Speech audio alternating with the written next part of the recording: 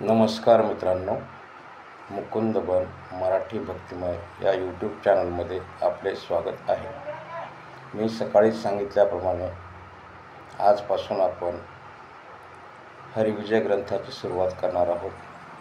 चला तर मग हरिविजय ग्रंथातील पहिला अध्याय आपण पाहूया. तत्पूर्वी थोडंसं नामस्मरण करूया.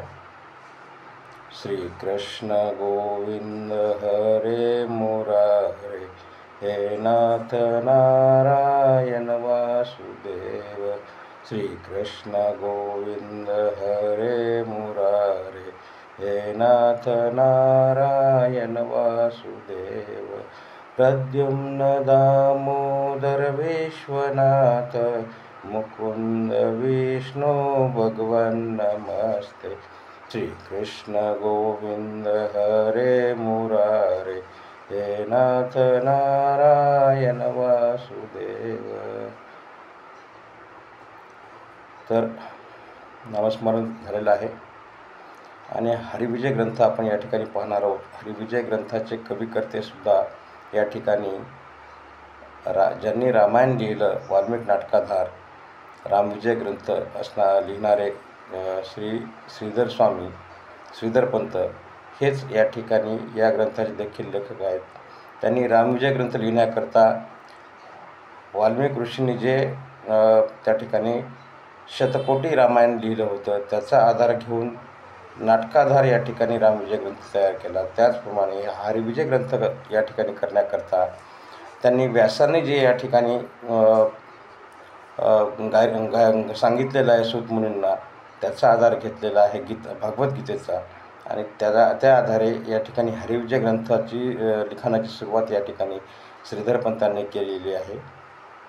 अध्यायाच्या सुरुवातीला प्रथम गणपतीचं स्तवन ते करतात, नंतर आपल्या गुरूंचं स्मरण करतात, शारदादेवी विद्येचं स्मरण करतात, आपल्या आईवडिलांचं स्मरण करतात, श्रोत्यांना या ठिकाणी प्रार्थना करतात आणि हरिविजय ग्रंथाची सुरुवात या ठिकाणी करतात. यामध्ये जवळपास 60 ओव्या त्यांनी या नुसत्या स्तवनामध्ये घातलेल्या आहेत आणि त्यानंतर ग्रंथाची सुरुवात करतात त्यांच्या शैलीमध्ये. त्यांची शैली मुख्य म्हणजे कशी आहे, यामध्ये मुख्य कथाभाग हा 10-20 ओव्यांचा असतो आणि 50-60 ओव्या ह्या निव्वळ दृष्टांतावर दिलेल्या असतात.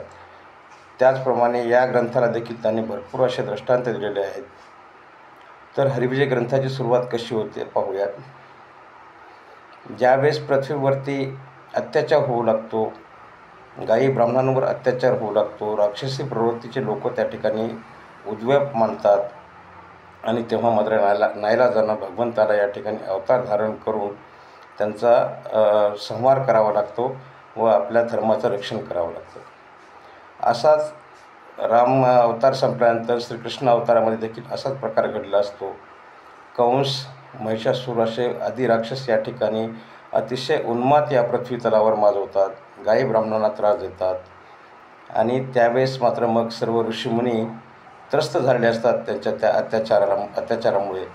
पृथ्वी माता देखील त्यांचा त्या अत्याचार पाहून त्या ठिकाणी भयभीत होऊ लागते. मग पृथ्वी माता या ठिकाणी गायीचं रूप धारण करते. सर्व ऋषीमुनी ब्राह्मण मंडळी या ठिकाणी ब्रह्मदेवाकडे जातात. ब्रह्मलोकामध्ये ब्रह्मदेवाला आपलं गाऱ्हाणं सांगतात. ब्रह्मदेव देखील त्यांचं गाऱ्हाणं ऐकून घेतात. सर्व देव, ब्रह्मदेव, ऋषीमुनी आणि पृथ्वी माता म्हणजे गोमाता हे सर्वजण क्षीरसागरामध्ये असणाऱ्या विष्णू भगवंताकडे जातात. विष्णू भगवंताला प्रार्थना करतात आणि आपण आता या ठिकाणी अवतार धारण करण्याची वेळ या ठिकाणी आलेली आहे असं ज्या विष्णू भगवंताला सांगतात. विष्णू भगवंत सर्वांना त्या ठिकाणी आश्वासित करतात. आश्वासित करून सर्व देवांना सांगतात, तुम्ही या ठिकाणी गोपाळ गोपिका होऊन माझ्या समेत त्या ठिकाणी या द्वापार युगामध्ये यायचं आहे. आणि शेषाला मात्र ज्यावेळेस अवताराबद्दल विचारतात त्यावेळेस शेष या ठिकाणी बोलतात भगवंता राम, प्रथम अवतारामध्ये मात्र तुम्ही मला खूप छळ केलात, मला त्या ठिकाणी धाकटं व्हावं लागलं आणि खूप मला त्रास त्या अवतारामध्ये झालेला आहे. तेव्हा आता यावेळेस मात्र मी काही अवतार धारण करणार नाही.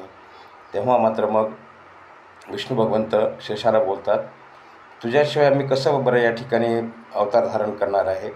तर या अवतारामध्ये तुला मी माझ्या मोठ्या भावाच्या रूपामध्ये स्वीकारेल आणि तुझ्या आज्ञेप्रमाणे मी राहील, तू सांगशील तसं मी वागेल, असं शेषाची त्या ठिकाणी मनधरणी करतात. आणि शेष मग या ठिकाणी बळीराम दादाचा अवतार धारण करतात. विष्णू भगवंत श्रीकृष्ण अवतार रूपाने या ठिकाणी द्वापार युगामध्ये जन्माला येतात. ही कथा आता उद्याच्या म्हणजे दुसऱ्या अध्यायापासून आपण या ठिकाणी पाहणार आहोत. पहिल्या अध्यायामध्ये एवढंच या ठिकाणी श्रीधर्मतांनी आपल्याला सांगितलेलं आहे आणि याच ठिकाणी हा पहिला अध्याय समाप्त होतो. श्रीकृष्णार्पण. प्रथम अध्याय समाप्त. श्रीकृष्णार्पणमस्तु. शुभम भवतु.